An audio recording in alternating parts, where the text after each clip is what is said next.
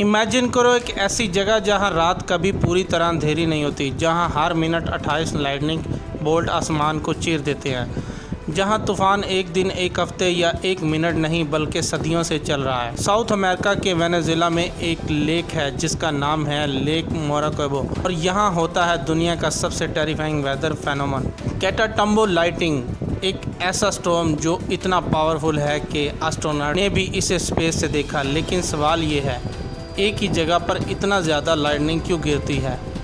क्या ये सिर्फ वेदर है या फिर अर्थ का कोई हिडन इलेक्ट्रिक इंजन? लेक मोराकोबो को अक्सर दी लाइटनिंग ऑफ साउथ अमेरिका कहा जाता है क्योंकि पुराने ज़माने में सेलर इस लाइटनिंग को समंदर में नेविगेशन के लिए यूज़ करते थे।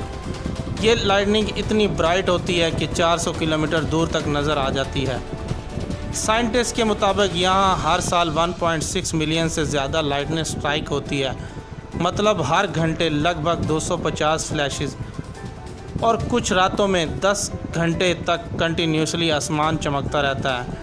इस वजह से लेक मोराकोबो को ने जीन्स वर्ल्ड रिकॉर्ड भी हासिल किया for the highest concentration of lightning of earth.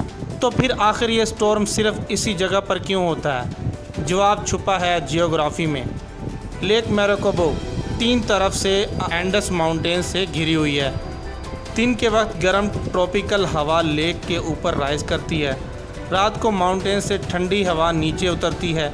जब ये दोनों हवाएं टकराती हैं तो एटमॉस्फेयर अनस्टेबल हो जाता है और क्लाउड्स के अंदर इलेक्ट्रिक चार्ज बिल्ड होना शुरू हो जाता है। लेकिन एक और मिस्टीरियस चीज़ भी है। लेक के सराउंडिंग मार्शल्स से मीथेन गैस रिलीज़ होती है। कुछ साइंटिस्ट बिलीव करते हैं कि ये गैस एटमॉस्फेयर को और ज़्यादा कंडक्टिव बनाती है। मतलब नेचर ने यहाँ लाइटनिंग बनाने को परफेक्ट लेबॉर्ट्री क्रिएट कर दी है। सोचो तुम रात के अंधेरे में बोट पर खड़े हो और अचानक बूम, पूरा आसमान वाइट लाइटनिंग में एक्सप्लोड हो जाता है।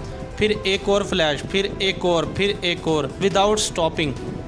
कैटाटम्बो लाइटनिंग क्लाउड्स के अंदर भी स्ट्राइक करती है और कभी कभी डायरेक्टली लेक के पानी पर भी गिरती है।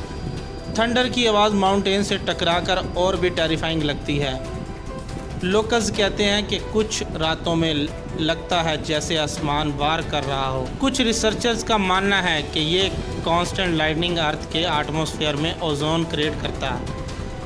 ओजोन एक प्रोटेक्टिव लेयर है जो हार्मफुल सोलर रेडिएशन को ब्लॉक करती है। इसीलिए कुछ लोग लेक मोराकोबो को द प्लैनेट ओजोन जनरेटर भी कहते हैं।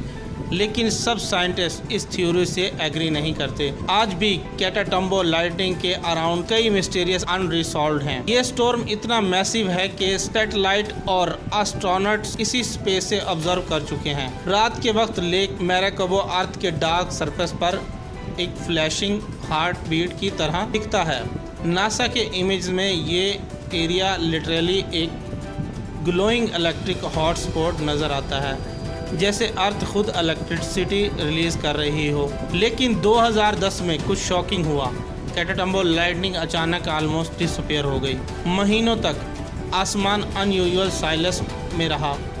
साइंटिस्ट कंफ्यूज हो गए, क्या अर्थ का ये इलेक्ट्रिक इंजन फाइनली बंद हो रहा है? बाद में पता चला कि सेवर ड्रॉट और क्लाइमेट चेंजेस ने स्टॉर्म सिस्टम को टेम्पररीली अफेक्ट किया था और फिर लाइटनिंग वापस आ गई, जैसे लेक ने दोबारा जिंदा होना शुरू कर दिया हो। लेक मोराकोबो सिर्फ एक लेक नहीं, ये अर्थ का space powerful natural light show है।